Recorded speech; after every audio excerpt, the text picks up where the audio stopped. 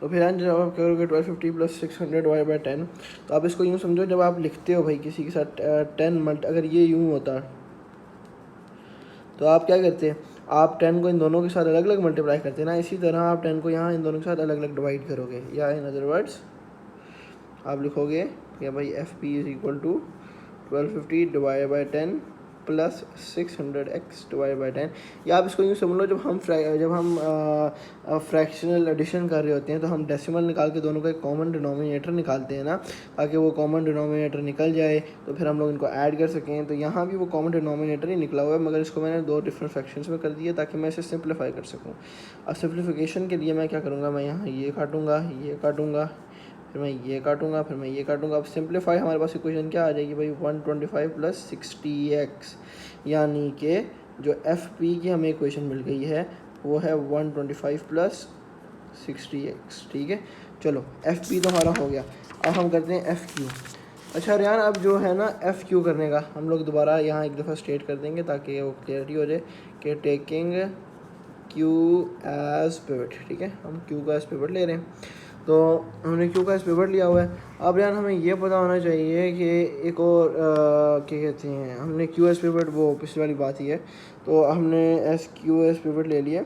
लेकिन अगर हम इसको कुछ यूँ देखें कि देखो, हम लोग इसको कुछ यूँ करें कि एक तो ये तरीका, ये तो मैं पिछली बार रिपीट कर रहा हूँ, सॉरी, क्या कहते हैं, अगर हम इसको अगला वाला जो पार्ट है, यानी कि जो एफ़ क्यू फाइंड करने वाला पार्ट है, उसके 2 तरीके हैं। एक तो सबसे पहला ये हमें पता है इक्विलिब्रियम पे है, तो हम लिखेंगे एट इक्विलिब्रियम। ठीक है जी, एट इक्विलिब्रियम। ठीक है जी, यानी जब इक्विलिब्रियम भी होता है, जो सम ऑफ अपवर्ड फोर्सेज होती हैं, अब जो सम ऑफ अपवर्ड फोर्सेज होंगी वो इक्वल टू होंगी सम ऑफ डाउनवर्ड फोर्सेज। ठीक है, यानी कि in other words sum of all forces should be equal to 0. Sum of upward forces is equal to sum of downward forces.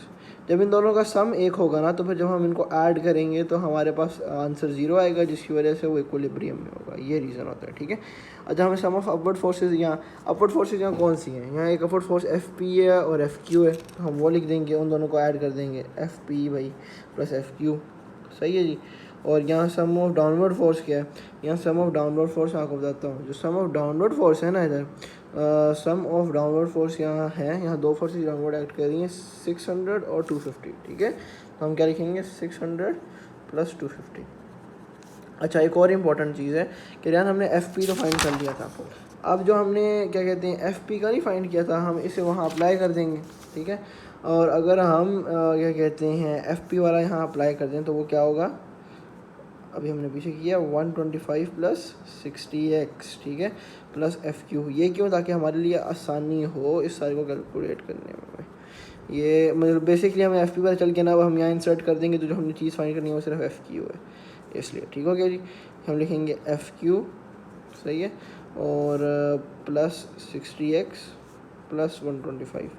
In other words नहीं, sorry, जो मैंने आपको पहले रीज़न दी थी उससे बेहतर, उसको मैं अगर बेहतर वर्ड करूँ वो ये है कि हमने यूँ इसको x यहाँ क्यों लाना है, अगर हम लोग एफ बी की ये वैल्यू क्यों लिखनी है। सबसे पहले तो हमने मतलब ये जो है हमने इक्वेशंस जो है हमने एक्सप्रेस करना है एफ पी और एफ क्यू को। तो एक तो वो रीज़न है कि सिर्फ एफ क्यू जो है वो हमारा आप समझ लो एक्सप्रेशन वाला वेरिएबल होना चाहिए, और दूसरी रीज़न ये है हमने उसको एक्सप्रेस करना है as a function of X. तो अगर आप इसको इस तरह देखते हो तो यहाँ कोई आपको एक्स नज़र आता है नहीं ना, जब आप एफ पी की वैल्यू जो आपको एक्स आ जाता है तो आप अब इसको as a function of X describe कर सकते हो। सही, ये मैथमेटिकल रीजंस है। तो आप क्या करोगे, आप यहाँ करोगे 600, ये प्लस है, यहाँ आके माइनस हो जाएगा, ये फिर यहाँ प्लस 250 है, 250x नहीं सॉरी, ओह सॉरी, हाँ प्लस 250 होगा। ठीक है, और ये प्लस 60x है, यहाँ आके माइनस 60x हो जाएगा, और ये एफ क्यू है, इसको यहीं रहने देंगे। ठीक है, अब ज़रा हम इसको सिंप्लीफाई कर लेते हैं। तो अगर मैं इसको निकालूँ,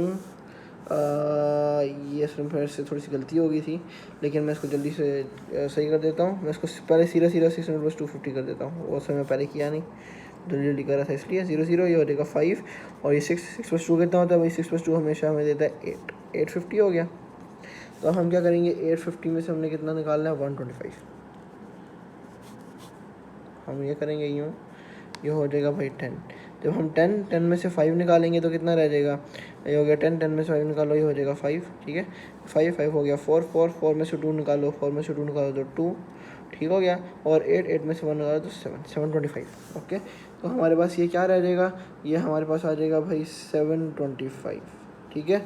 जबकि ये कितना है -60x। तो या तो आप इसको यूँ भी आने देते हो तब भी ठीक है, अगर आप इसको आगे पीछे कर लेते हो यानी कि -60x + 725 तब भी ठीक है। तो एक तो ये तरीका है। अब यार इसी को करने का एक और तरीका है, वो हम क्या करें, वो हम ये करें कि देखो जैसे हमने एफ पी को निकालने के लिए ना हमने क्यू पे मोमेंट ले लिया ना, उसी तरह आप देखो आप एफ क्यू को निकालने के लिए पी पे भी मोमेंट ले सकते हो, है ना। हाँ ये पॉसिबल है ना, हाँ पॉसिबल है। तो आप इसी चीज़ को वहाँ अप्लाई कर सकते हो। दोनों तरीक़ों से आपका आंसर बेहतरीन और एक ही आना चाहिए। टेकिंग मोमेंट्स अबाउट कितना, अबाउट पी, ठीक है, या फिर टेकिंग P as pivot।